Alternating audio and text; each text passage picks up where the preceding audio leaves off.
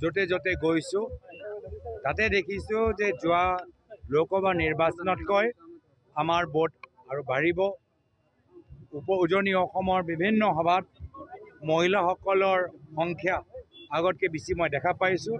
ৰাইজৰ মাজত এটা সজাগতা সৃষ্টি হৈছে আৰু বৰ্তমান বিজেপি চৰকাৰৰ ৰাজনীতি, তুচ্ছ তাচ্ছিল্য এই কথাবোৰ, অহংকাৰী ব্যৱহাৰ কোনোৱে ভাল পোৱা নাই। ৰাইজে দেখিছে যে পঞ্চায়ত নিৰ্বাচনৰ সময়ত গাঁৱৰ ভিতৰত বৰ্তমান চৰকাৰে কি কাম কৰিলে তাৰ হিচাপ দিব পৰা নাই। তেওঁলোকৰ বিভিন্ন আঁচনিত মাত্ৰ কাগজতে আছে, ফিল্ডত নাই, পথাৰত নাই। জল জীৱন আঁচনিৰ ভিতৰত কোটি কোটি টকা লৈ তেওঁলোকে পাইপ বহাইছে, কিন্তু পানী কানেকশ্যন ক'তো দিব পৰা নাই। আজি বহুতৰ ঘৰত এতিয়াও তেওঁলোকে কৈছে 24 ঘণ্টা লাইট দিব, 24 ঘণ্টা লাইট নাই। আৰু দুখৰ কথা, যি দলে ধৰ্ম নামত ৰাজনীতি কৰে, ভগৱানৰ নাম লৈ, আজি তেওঁলোকৰ দিনত অসমৰ গাঁৱৰ ভিতৰত আটাইতকৈ বেছি মদৰ দোকান খোলা গৈছে। ইয়াতকৈ আৰু লজ্জাজনক কথা কি হ'ব পাৰে যে আটাইতকৈ বেছি মদৰ দোকান হিমন্ত বিশ্ব শৰ্মা চৰকাৰৰ দিনত খোলা গৈছে।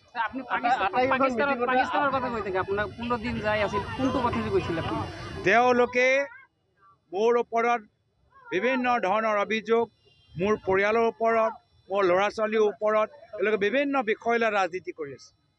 আমি ৰাজনীতি কৰি আছোঁ ৰাইজৰ। আমি ৰাজনীতি কৰি আছোঁ যে নিবনুৱা যুৱকসকল আজি উপায়হীন, কোনোবা শিল, বালি, কাঠ, চুপাৰী চিণ্ডিকেটত সোমাইছে। আজি আমি ৰাজনীতি কৰি আছোঁ যে আমাৰ যুৱকসকল আজি স্কুলৰ ভিতৰত তেওঁলোকে কিতাপ নাপায়। আজি আমি ৰাজনীতি কৰি আছোঁ যে আমাৰ কণমানিসকল আজি তেওঁলোকৰ দৰিদ্ৰ সীমা তলত থকা অভিভাৱকসকলে পইচাৰ কাৰণে আজি সেই কণমানিসকলক বিভিন্ন স্মাগলিঙৰ নেটৱৰ্কক বিক্ৰী কৰিবলৈ বাধ্য হৈছে। আমি ৰাজনীতি কৰিছোঁ যে আমাৰ ছাত্ৰ ছাত্ৰীসকল আজি স্কুলৰ পৰা এৰিবলৈ আৰম্ভ কৰিছে। আমি এই বিষয় লৈ ৰাজনীতি কৰিছোঁ। তো তেওঁলোকে আমাৰ ল'ৰা ছোৱালী লৈ ব্যস্ত আৰু আমি অসমৰ দুখীয়া ৰাইজৰ ল'ৰা ছোৱালী লৈ আমি মাত মাতি আছোঁ। তেওঁলোকে গোটেইখিনি যে অভিযোগ লৈ তদন্ত কৰি আছে, SIT এটা গঠন কৰিছে। আমিতো বাৰম্বাৰ কৈছোঁ যে SITত কি পালা, SIT জমা কৰা। তোমালোকে ফেব্ৰুৱাৰী মাহৰ পৰা একেখিনি কথা দোহাৰি আছা। আৰু আমিতো কৈছোঁ যে আজিয়ে জমা কৰা আৰু ৰাজহুৱা কৰা। আজি আমি পাকিস্তানক, যি পাকিস্তানৰ পৰা সন্ত্ৰাসবাদী আহি আমাৰ ভাৰতীয় নাগৰিকৰ ওপৰত আক্ৰমণ কৰিলে, হত্যা কৰিলে, আমি পাকিস্তানক বিজেপি চৰকাৰৰ পৰা এটা শক্তিশালী প্ৰতিক্ৰিয়াটো বিচাৰোঁ। আমি আজিৰ তাৰিখত চৰকাৰক সমৰ্থন জ্ঞাপন কৰিছোঁ, কিন্তু দুখৰ কথা যে পাকিস্তানক এটা শক্তিশালী এটা প্ৰতিক্ৰিয়া দিয়াতকৈ, সন্ত্ৰাসবাদীসকলক ধৰাতকৈ বিজেপি দল ঠায়ে ঠায়ে নিজৰ আঞ্চলিক ৰাজনীতি কৰি আছে। মই সেইটোৱে কৈছোঁ কি তেওঁ আমাৰ সন্তান, মোৰ সন্তান লৈ ব্যস্ত।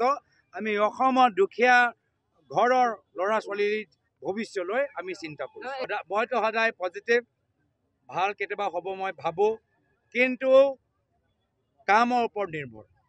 যদি এদিন বিজেপিক সমালোচনা কৰে, কোনোবা এজন দলে এদিন বিজেপিক সমালোচনা কৰিব, এদিন আমাক সমালোচনা কৰিব, এদিন কোনোবা চৰকাৰৰ মন্ত্ৰীক প্ৰশংসা কৰিব, এদিন আকৌ কংগ্ৰেছৰ কোনোবা এজন নেতাক প্ৰশংসা কৰিব। এনেদৰে এটা যদি সদায় প্ৰশ্ন এটা চলি থাকে কি কোনদিনা কোন সেই নেতাজনে ক'ত মাত মাতিব আমি ক'ব নোৱাৰোঁ। তেতিয়া আমাৰ ব্যক্তিগতভাৱে ইচ্ছা থাকিলেও আমাৰ কাম কৰাৰ অলপ অসুবিধা হ'ব।